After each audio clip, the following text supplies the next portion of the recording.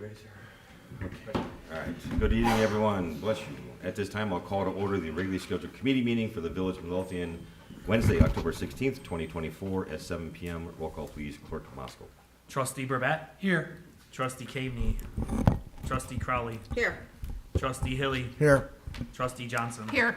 Trustee Killily. Here. Mayor LaRue. Here.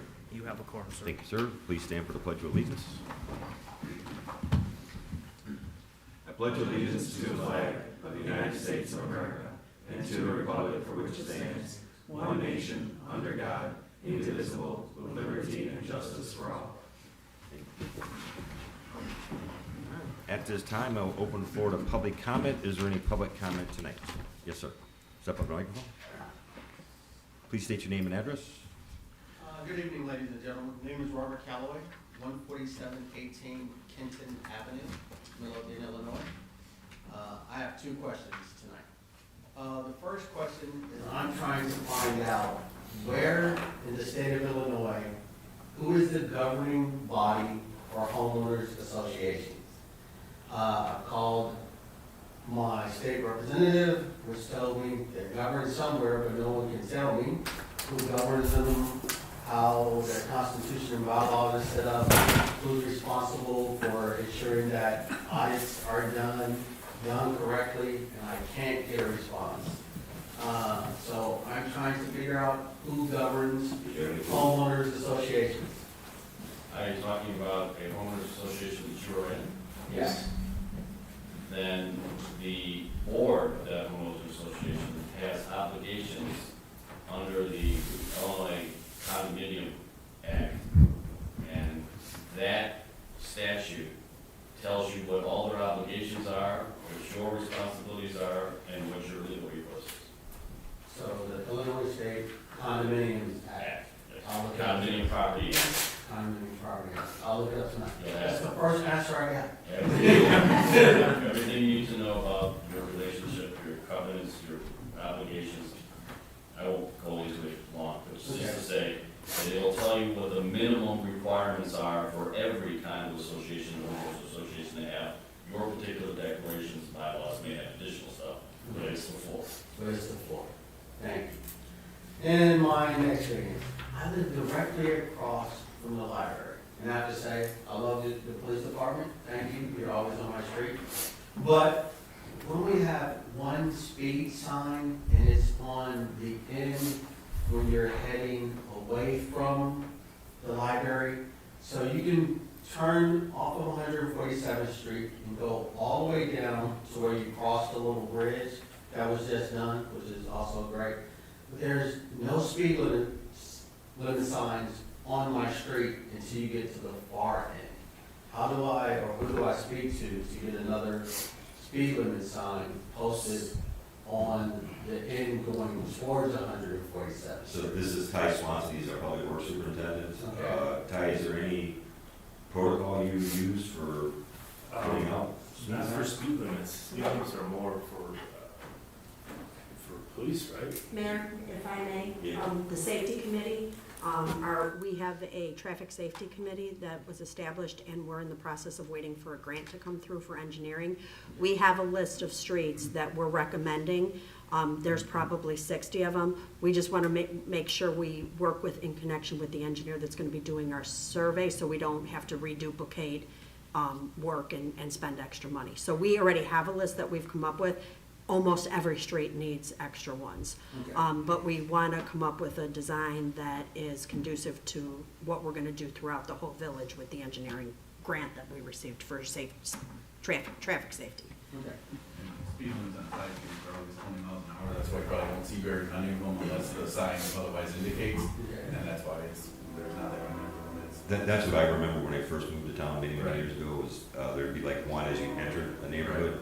It said all village streets are 20 miles an hour. It makes sense, but it's only really at night, and but you can just hear them. Yeah. But I just don't want any kids here. But I'd like to tell you the sign would make a difference, but I'd be lying. But I know we can't do speed bumps because of the legality and the insurance and everything that goes along with it, so that's understandable. And I know the police can't be everywhere, but, you know, I was just thinking it should be one posted by the library, and it's not. And that was surprising to me because I'm thinking, well, this is the library, people walk, people are already coming out the parking lot, but it's not one there. So that was. That came off a little cavalier, but the reason they formed the committee is because people are ignoring the signs. So what they're looking at is much more comprehensive than just putting out a sign. There's signs that are related to other aspects of not speeding, other than just posting the speed limit. Yeah. Any issues with the library, the parking, or? Oh, no, the library in where we live at is great, and we don't have a problem with the parking. Like they have 24-hour Wi-Fi, but there's never, I mean, some people are over there using their Wi-Fi at night, but hey, you can get it in the parking lot. So, but there's no one like spending the night. The parking lot is never trashed. All the librarians are extremely nice. It's in a great place. The kids, I see kids and all the things that they offer, so it's great. And the police department is great. You know, they can come down the street and they wave and you can stop and talk to them, so they're doing a great job for me. I don't have any complaints, but I'm just wondering about the speed limit signs. What days and times are you seeing? Is it mostly night? Mostly night. Mostly night. Like we walk our dog. I walk the dog. My wife walks the dog too. Like between probably 8:30 and I'm gonna say it's apartments all the way down at the end. Come out of there and they just whoosh. And I know it's young kids and maybe some older people, but me it's mostly young kids. They're just flying down the street and I'm like, and in the apartments across the street, it's a lot of young kids. All my kids are grown. But it's just mostly, during the day, because someone is always out, someone's always walking down the street. It's just mostly 8:30 to 11 o'clock at night. I'll put a traffic watch over there and get a car over there for I you. appreciate it. Thank you. And thank you, Nick, because I'll go home and get that. And those were my two questions. I appreciate all of you. Thank you. Thank you. Okay. Anything else? No? All right, then I will close the floor to public comment, move on to trustee business. Trustee Johnson. Thank you, Mayor. I have 3 items tonight. The first is to let the board know that we have a plan in place to retire PSN as our payment service for online payments for the village. We're moving to ePay, and we believe ePay is a better option. Their fees for convenience to pay online are 2.25 for using a debit or a credit card versus 3.0 for PSN. And additionally, for e-checks, it's 50 cents a transaction. So we believe this will be better for the residents for that. It will begin, ePay will begin on February 1st, 2025. The front office, through their billing, is also beginning to communicate to the residents via a letter that will be sent in their water bill. So if anybody receives a water bill, paper water bill, you'll receive something either November 1st, December 1st, or January 1st, depending on when your payment is. If you don't receive a paper bill, we are going to put it on the website. We're going to put it on our Facebook page. And you also have the opportunity to potentially call the front office if you have questions. With this new approach, you still can come in the old-fashioned way and pay at the front window, whether that's through credit or debit card, or also cash check, cashier's check, things like that. So we're glad that we're moving into this new direction. I think it will be good. Also, we'll be putting up on the website a link, which is live now, that you can actually sign up now and you can put in your information so you can get ready for your next water bill this winter. The second thing that I wanted to bring up is that the front office, the finance department, and also Public Works all worked together, the administrative staff, and came up with an idea of reviewing the fees that we charge for residents to use village resources. I'm really excited that 3 of our departments worked together to come up with a new approach. I'm bringing it to your attention because next week I'd like to put it on the agenda for approval so that you can see what what was proposed. I think this is a good use of our staff's time to really look at how we do things because they know better than anybody else. So that'll be next week. And then finally, yesterday in our Finance Committee meeting, we were looking at water bills and we were discussing a few things, and we want to make, there's going to be a few changes that are going to be made. However, in looking at what we want to change as compared to the actual ordinance, we believe that we need to revisit the ordinance. The ordinance is quite large. It is filled, it's called bills, semicolon, preparation and collection, semicolon, and garbage charges. It's dense, it's thick. If a resident wanted to read what they have to do in terms of their water bill, shut-offs, turn-ons, things like that, it's a hard document to read. So the Finance Committee would like to have this ordinance reviewed, potentially rewritten, and then approved so that it's more user-friendly. So for the village attorney, what's the best process to do it? Is this something that we give you the current ordinance, you review it, make changes to make it more readable? Yes. Or- Okay. Yeah.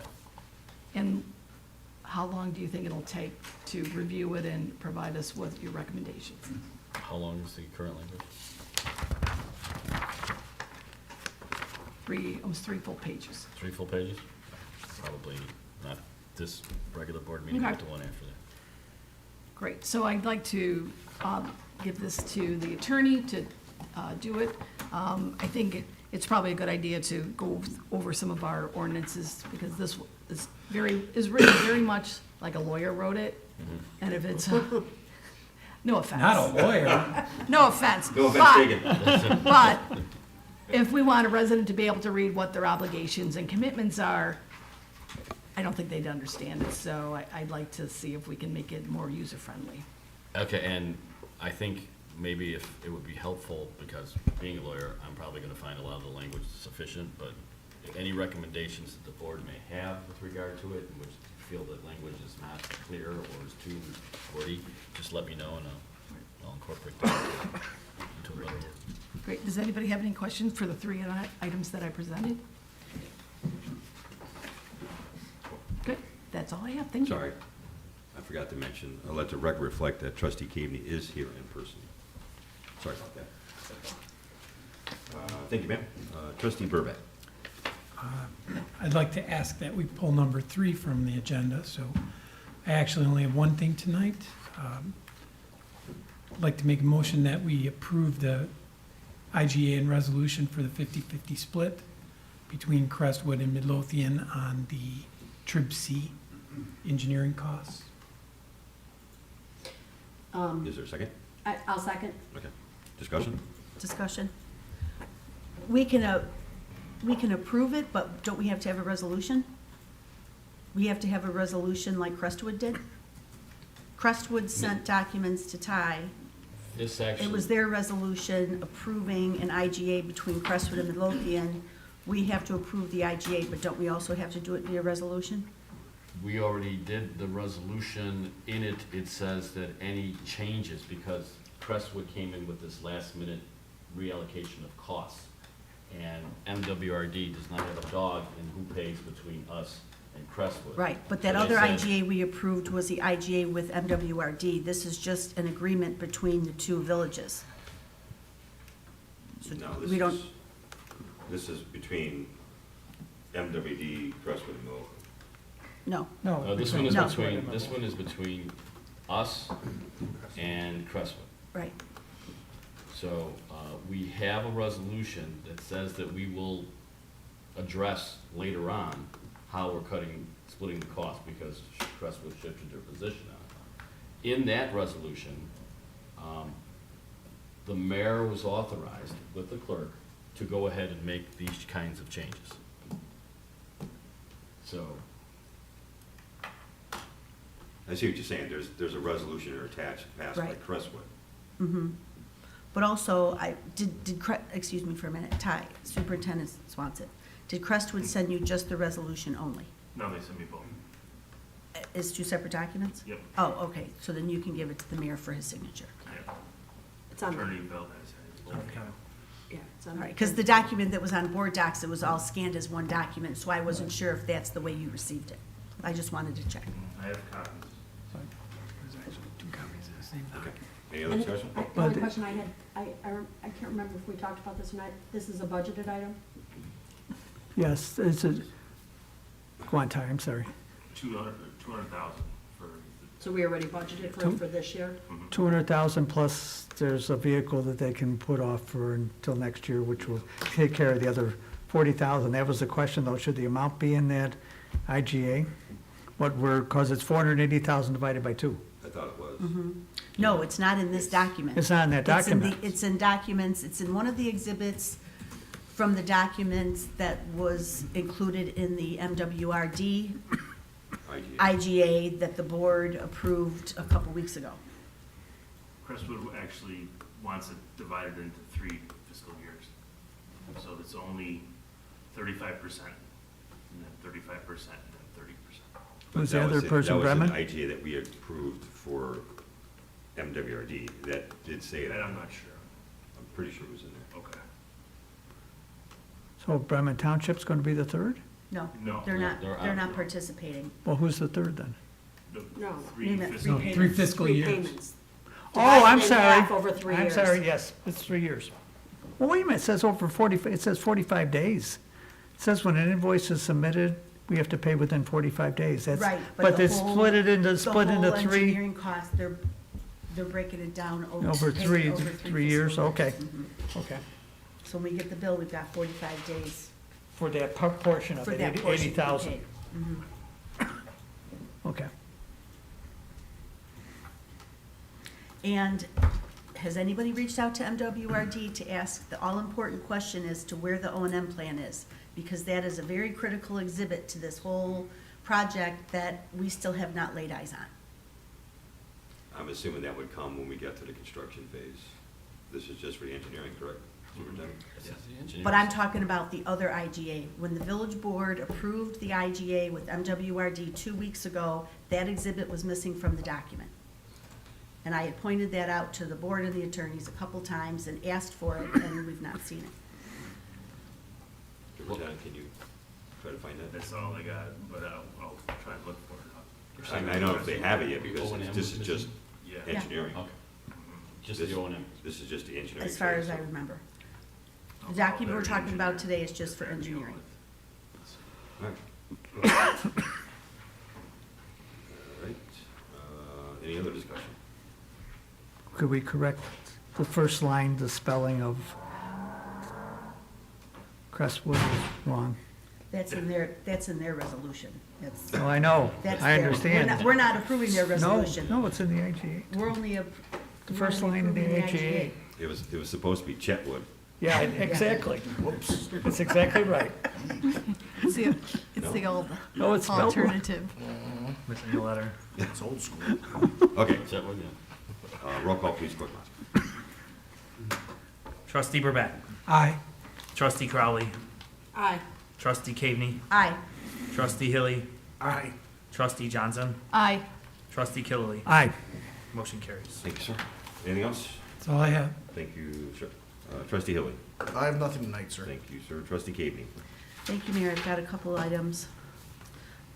First of all, I sent you all an email document earlier, or later this afternoon. It was just a flyer that Superintendent Swanson and I received. We went on a field trip last Friday to Calumet City.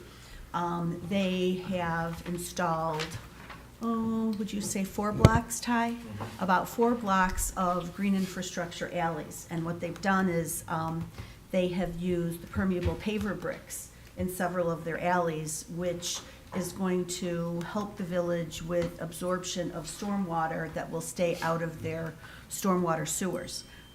2 years ago, they did about a 2-block or 3-block run of an alley, and they just completed last Wednesday of phase 2. They completed a 2-block run of alley, And what they did, instead of putting the permeable pavers across the whole entire section of the alley, they ran concrete ribbons down each side of the alley. I believe the alleys are one-way, correct? They're one-way alleys, and so the thought process was the concrete's more durable. Car tires and truck tires will drive on the concrete and not on the bricks. So there's less wear and tear on the bricks and less settling. But I believe he said also that it was, under the bricks was 2 feet deep. Yeah.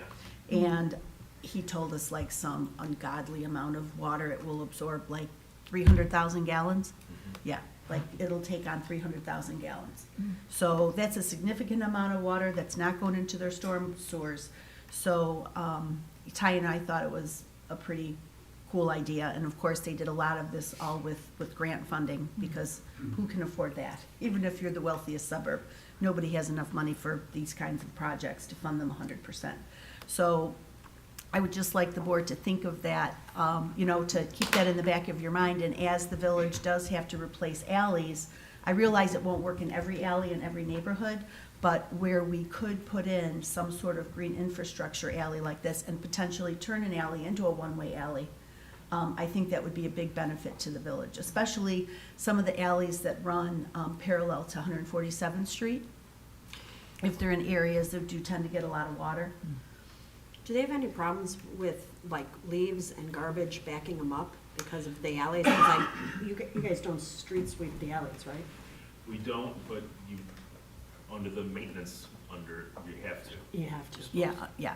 So interesting, when we were there at Cal City, their engineer had mentioned that they were trying to find a maintenance company to come and take care of it. And I elbowed Ty and I said, hey, who maintains ours? And he said he and former Superintendent Sperry were out there last year with a company to look at to do some maintenance on our on our driveway, and they were very complimentary and very impressed at how well our driveway was installed. And at this time, it does not need any maintenance. Excellent. So that was good news. But anyways, just the proof is in the pudding, and these projects do work. These permeable, driveways and alleys really do work. So I think it'd be in the village's best interest to really consider them and to think about budgeting for this type of alley. Public Works would have to let us know the best alleys that, this would work for, and, in the neighborhoods that would be best for it. But I think it would be in the village's best interest to consider a project like this in the near future. What did you tell me that the cost was per linear foot? Oh, $300? it was $300 or $330 per lineal foot. And what would that It's a compare grant in the to, federal focus. Ty, what would that compare to as Green far as infrastructure. just resurfacing with asphalt? Much cheaper with this fast. It's a grant Much there. cheaper. Yeah. How do you quote a price for linear feet when you don't know what the width is? I don't know. Most Have to alleys- ask the most alleys are engineer. the same width, I have no idea. or most alleys the same width? Yeah. Ours are But they about didn't do 60. the whole alley, right? They did concrete strips and then It, part of this, the this alley. was for the whole project. It included the concrete and the bricks. So they did concrete and then they So the did the bricks in the 330 he middle. was quoting from both. The 330 for lineal Then it foot was would the make whole thing, sense, like Gary said. including the bricks and the concrete, correct. So Kath, what percentage of our alleys do you think need this kind of work? Well, I'm not sure. Now that we've completed the Natalie Creek project, that has made a huge positive impact on flooding and street flooding and everything in the village. So again, we would have to kind of take a look at the Sidwell, see where the alleys are that are closest to the creek or that are in neighborhoods that have, like if Jolly Homes, for example, had alleys, because we know that they've always had drainage issues, not overland creek issues. They've had just drainage issues because of pipes being clogged and tipped upside down and blah, blah, blah. That's getting fixed right now as part of the Jolly Homes project. But in Jolly Homes, if they had alleys that needed to be replaced, that would be a perfect neighborhood to consider doing an alley like this. How many areas do we actually still have that are experiencing relatively severe flooding now? Because like 151st Street, that's pretty good now. We really don't flood there anymore. Well, we haven't had a lot of huge rainstorms though either, so We had it's some pretty big rainstorms not that long ago, true. and there was nothing. And part of that is as part of the, phase one of the Jolly Homes project, if you remember, we had all the storm sewer jetted out, and that cleaned out feet of muck. They had all those misaligned pipes where it got all that stuff that was Uh-huh. jammed in Right. the nooks and There's still a crannies. couple of pipes that need to be fixed over there, because they're pitched the wrong way. But Alleywise, that's been a tremendous help, so, but we still should probably consider some alleys. I don't even know, are there alleys over behind Jolly Amberley Homes? Courts I is don't a know of any. huge alley, Yeah, over on 147. mm-hmm, You got the big alley behind the apartments, behind Kentucky Fried Chicken. mm-hmm, I don't know that we have flooding issues in those areas. right, exactly. And the school district with the construction at Springfield just put in retention underground there. Mm-hmm, So right, trying to So- think anywhere else where we'd have yeah, flooding that's why we'll and have alleys to, available. that's why we just need to take a look at the village map and see what the, best locations would be when it comes time to alley replacement. But it was very interesting, and they also took us to a neighborhood where they have started doing lead line replacement. And you could see the brand-new beautiful grass in the parkway. It was all replaced beautifully. You couldn't tell from looking outside the home that they had work done and had their lead lines replaced. And of course, they faced similar resident pushback, just like we have experienced, They said the key there was communication, communication, communication. So I think last week, Engineer Pletta had put a shout out to residents on certain 2 blocks. If you need me to go door to door and knock on some doors, I will be happy to do so. But Chief will let Hey, you know hey, when hey. she might need. You might get some phone calls. We have a squad rolling down the street Yeah, and she's right. knocking on Yeah. doors. So, they just said that, communication is really of the utmost. And they said for the most part, most of the work was able to be done fairly simply, pretty straightforward. The only hiccup they ran into, which they didn't think of until the very first instance it happened, was there's some, I believe it's an Illinois plumbing code that says if your water heater is over 7 years old and it needs to be disconnected for some type of work, it cannot be reconnected, it needs to be replaced. And they had a couple of instances in a couple of homes, because of the way it was piped and because of the location of the hot water heater, they had to disconnect the hot water heater in order to replace the lead line, but they couldn't reconnect the hot water heater. So he's like, what do? Do you tell a resident, sorry, you're on the hook for a $1,000 water heater? So I don't remember what plan they came up to resolve that issue, but they got it resolved, so. But those are the little nitty things that the contractors will come across and deal with on a case-by-case basis as they get to those houses. And of course, I was thinking of my house, I have a lead line, so I'll be on the list. Thank goodness my hot water heater is across the house. It's not next to my water meter. So anyways, so it was a very good field trip, and I was really glad that we went. And it was hosted by the Calumet Stormwater Collaborative. Next item, the little tiny office building up on 147th Street, it's 3903. It's where the old furniture store had their overflow. They have their dining room sets in the window. That dinette building, store. pardon? The dinette. The dinette store, thank you. Okay, that building has been sold and it has been purchased by Miss Davis, who owns JD Business Solutions, and she is located across the street in a little strip center at 147th and Avers. So she's purchased the building, she's gonna be moving her business across the street, and there is a parking issue. Her property has 0 parking. In the back of the building, of course, there's an apartment upstairs. There's a 1-car garage in the back that the tenant uses. There's a little bit of space for some parking back there, but it's not really paved, so it's kind of hard to tell. You can't really tell how many spots there are. She's got 4 employees plus herself. She's been working with the building department. The building department's been working with her to try to solve the problem. Luckily, in our zoning code, there is a provision in the zoning code specifically only for the B2 downtown district, where the village board has the authority to make a recommendation or approve a recommendation for modified number of parking spaces. So I'll be bringing that to you guys in the next couple of weeks. I still have to get all my firm data from the building department as far as the number of parking spaces she needs and that type of thing. The very good news is that our economic development consultant, Steve Jones, has a relationship over at Pace, and he was able to contact them and get them to agree to move the bus stop that's in front of her building. So they're gonna slide the bus stop, I think, to the east, so it's gonna be in front of the Village Green. And then that will open up some street parking in front of her building for her employees and for her clients. And she's also reaching out to the business owner west of her that owns the parking lot to see if she can rent a couple of parking spaces.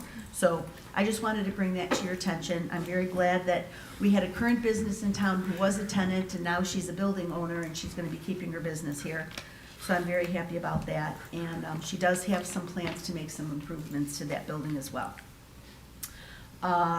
Third, today, the building department staff, myself, and Superintendent Swanson had a meeting with Astound. Astound is a new cell phone, right? Cell phone and internet carrier, previously known as RCN or RNC. They were located in the city, who also took over WOW. WOW was in Oak Forest and Palos and a few other places, but not here in Midlothian. So Astound is here in town. They have their subcontractors going into the neighborhoods and installing their new fiber wiring on, all the easement poles. So if anybody sees, people in the backyards on the poles doing work, that's what they're doing. And they are, most of the work is above ground on the poles. About 10% of their work's gonna be underground. They're installing the fiber. They're gonna be offering home internet and home phone, similar to what Verizon does now. And they plan on going live by the end of November. And at some point, they will be starting their big marketing push. They'll be having their, marketing guys with their vests on, going door to door, leaving leaflets.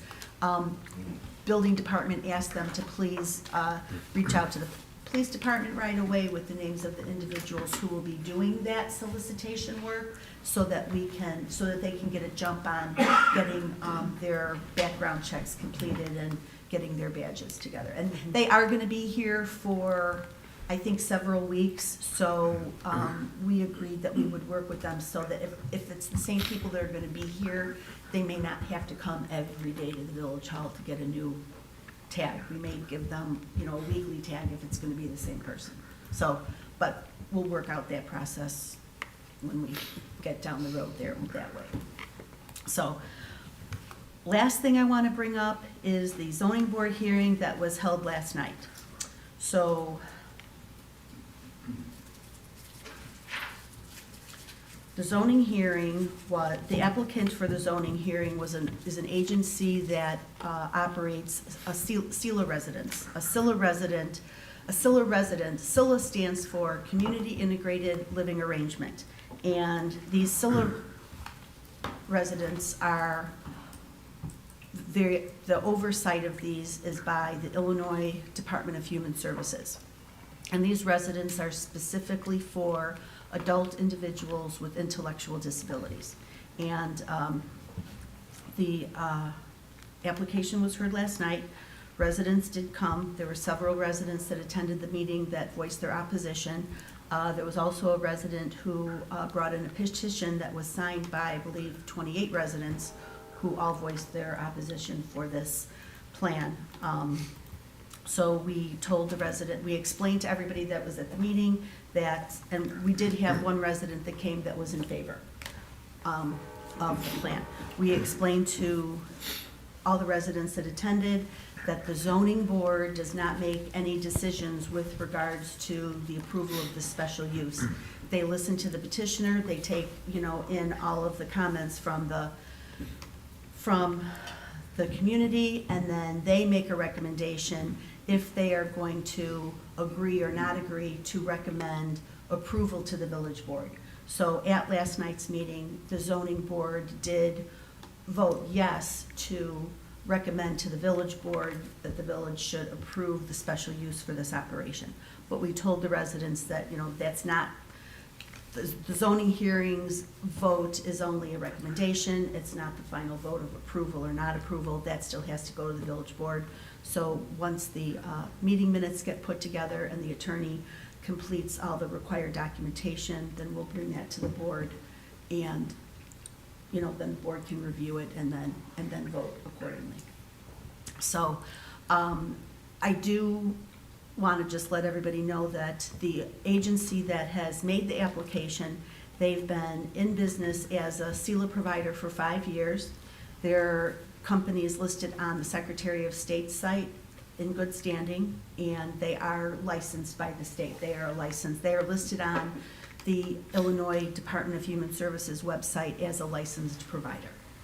And there's also a page on that same website that lists any agencies that have had any complaints listed against them, and this agency is not on the complaint list.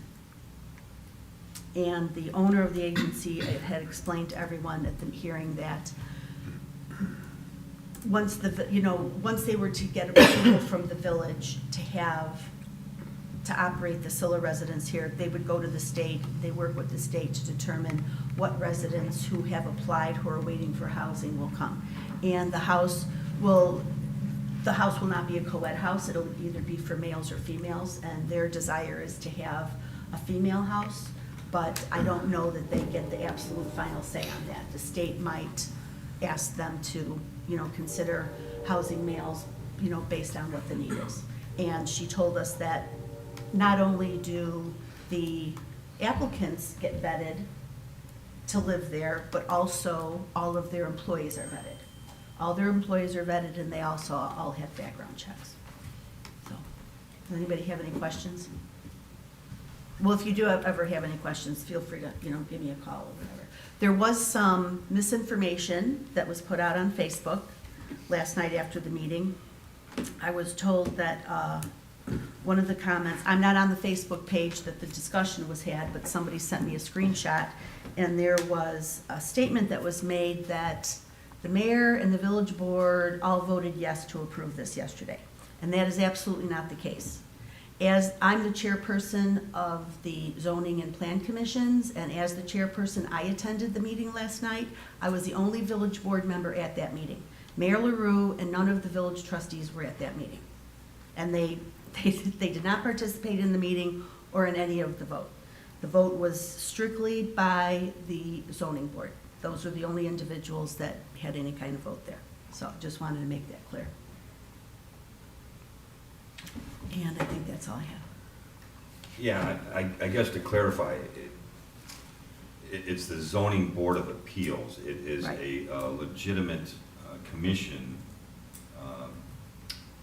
authorized by the board and sanctioned by the state of Illinois, isn't it? Governed by the statute, the zoning statute of the state of Illinois as incorporated by the village code.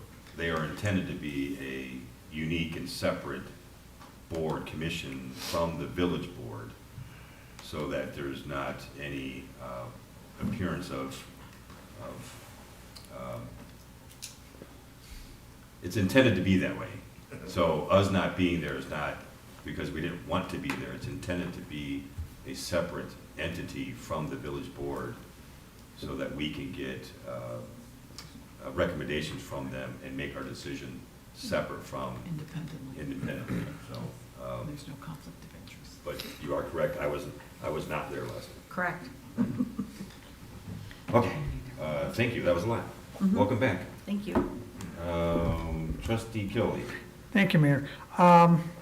For a few months now, I've been trying to contact Keep America Beautiful by leaving phone messages and emails. I haven't got any reply. Wanted to find out what it would take to reactivate our Keep Midlothian Beautiful committee that went dormant 2 years ago. And lo and behold, I received an email from the head of Keep Illinois Beautiful, and they're having a conference in beautiful Centralia, Illinois, Tuesday, and they're having a conference about, to answer a lot of the questions we have about what what do we have to do to rejuvenate, what are the responsibilities and the costs and so on and so forth. They have 3 people coming from, 1 from Illinois and 2 from out of state from Keep America Beautiful. And they're having affiliates from across the state participate either in person or on Zoom.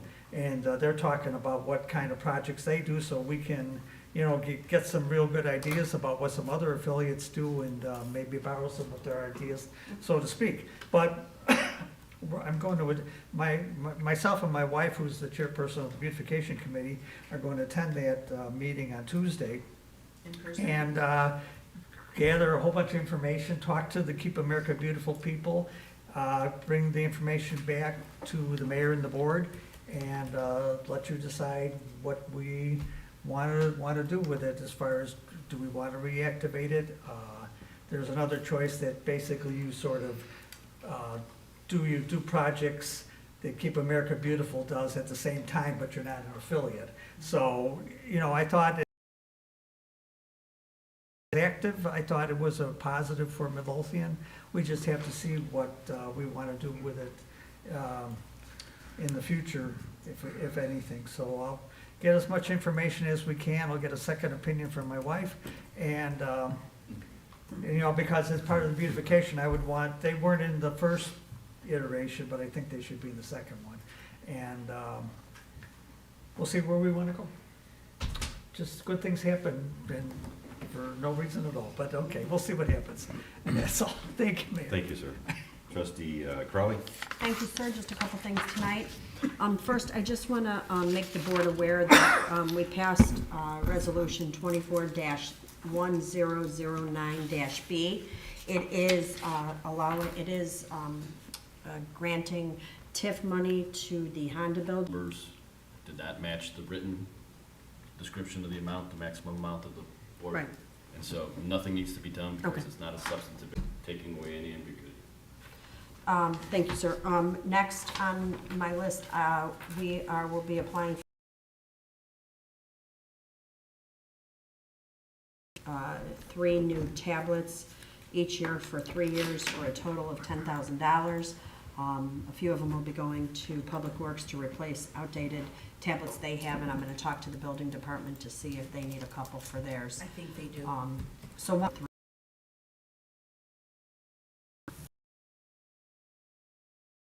Last but not least, I just want to let people know that the Community Policing and Safety Committee's toy drive will become in full swing beginning November 9th, and it'll go through December 13th. We will be sending out the notice to the businesses, for any businesses that want to participate, and we will have a list of businesses that want to, that'll have boxes available, as well as information for buying off of our Amazon list and sponsoring a child through the Secret Santa. So more on that to come. And that's all I have tonight, sir. Thank you, ma'am.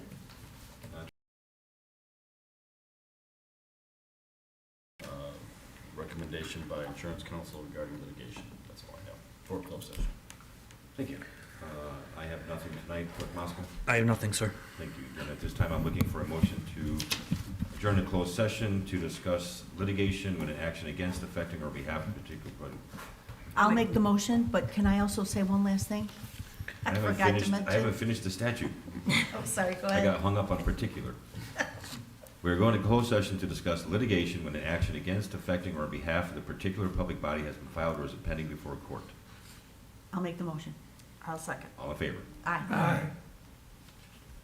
All opposed? All right. So, is it for the record? Because now we're in closed session. Oh, sorry, I just wanted to remind everybody about the Scarecrow Fest on October 27th. There's still time to make a scarecrow.